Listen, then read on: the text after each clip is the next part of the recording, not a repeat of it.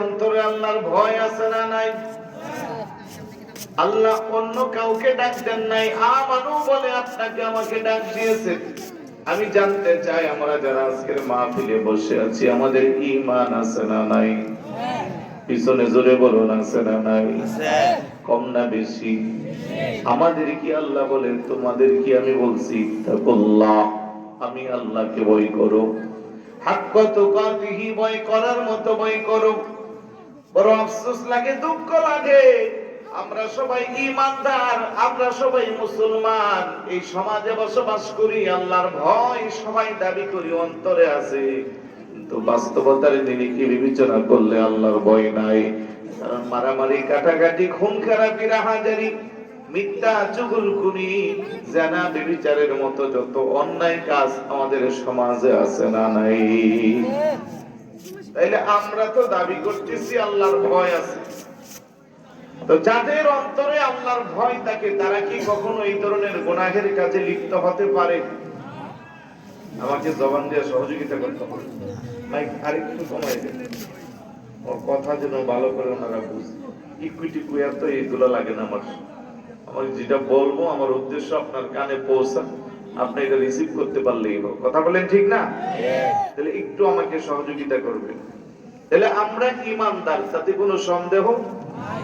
কারণ এই ধরনের সুন্নি মহাসম্মেলন ওয়াজ মাহফিলে কোনো হিন্দু ভাই আসে না। আমাদের শুক্রবারে জুমা মসজিদে কোনো বিধর্মী, বছরে দুইটা ঈদের দিন কোনো বিধর্মী, আমাদের এই মাহফিলগুলোতে কোনো বিধর্মী, কিন্তু নির্লজ্জতার সাথে আমরা তাদের অনুষ্ঠানে যাই, তাদের অনুষ্ঠানে বিঘ্নতা সৃষ্টি করি। কথা বলেন ঠিক না? কারণ পূজা মণ্ডপে পূজা করবে হিন্দুরা, গত পূজা মণ্ডপে দেখছেন তো টুপিওয়ালা দাড়িওয়ালার যন্ত্রণা, ওরা পূজাও করতে পারে না। কথা বলেন? তাহলে আমরা ঈমানদার, আমাদের নিজস্ব আইডিওলজি আছে, আমরা কোন পথে চলবো, কোনটা আমাদের রাস্তা, সব আল্লাহ সুবহানাহু ওয়া তাআলা আমাদেরকে শিক্ষা দিয়েছেন আল্লাহর প্রিয় হাবিবের মাধ্যমে। কথা বলেন ঠিক কি না?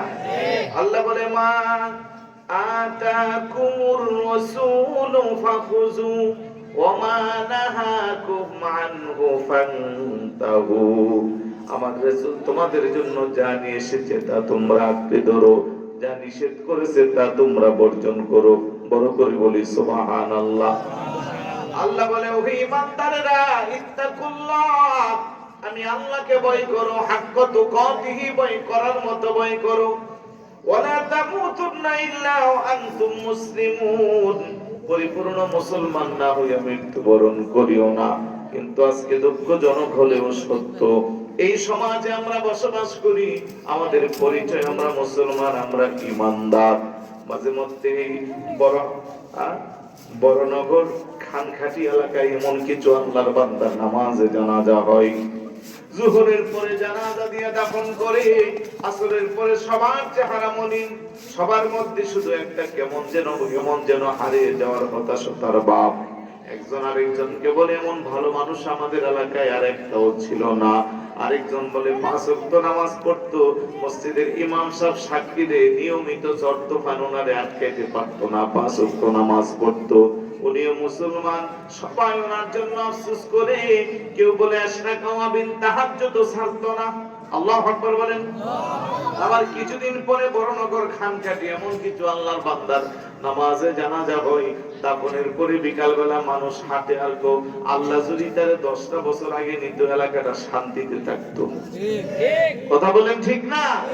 দুইজনেই আল্লাহর বান্দা, দুইজনেই মুসলমান, দুইজনেই ঈমানদার, দুইজনেই একই সমাজে বসবাস করত, দুইজনের জন্যই মুসলমান পদ্ধতিতে দাফন কাফন নামাজে জানাজা সব ব্যবস্থা। জনগণই একজনকে বলতেছে সে আল্লাহর প্রিয় বান্দা ছিল, জনগণই একজনকে বলতেছে তার জন্য এলাকায় অতিষ্ঠ। কথা বলেন ঠিক? তাহলে আমরা কি জীবন অর্জন করতেছি? আল্লাহ তো বলতেছে ওয়ালা তামুতুন্না ইল্লা ওয়া আনতুম মুসলিমুন, পরিপূর্ণ মুসলমান না হইয়া মৃত্যুবরণ করিও না। তাহলে আমরা তো সবাই মরতে হবে, তাতে কোনো সন্দেহ আছে নাকি? আওয়াজে বোঝা যায় আপনারা মরতেন না। আরে আওয়াজ দেন, মরতে হবে, তাতে কোনো সন্দেহ আছে? ওয়াজাআত সাকারাতুল মাউতি বিল হাক্কি ذلك ما كنت منه تحيد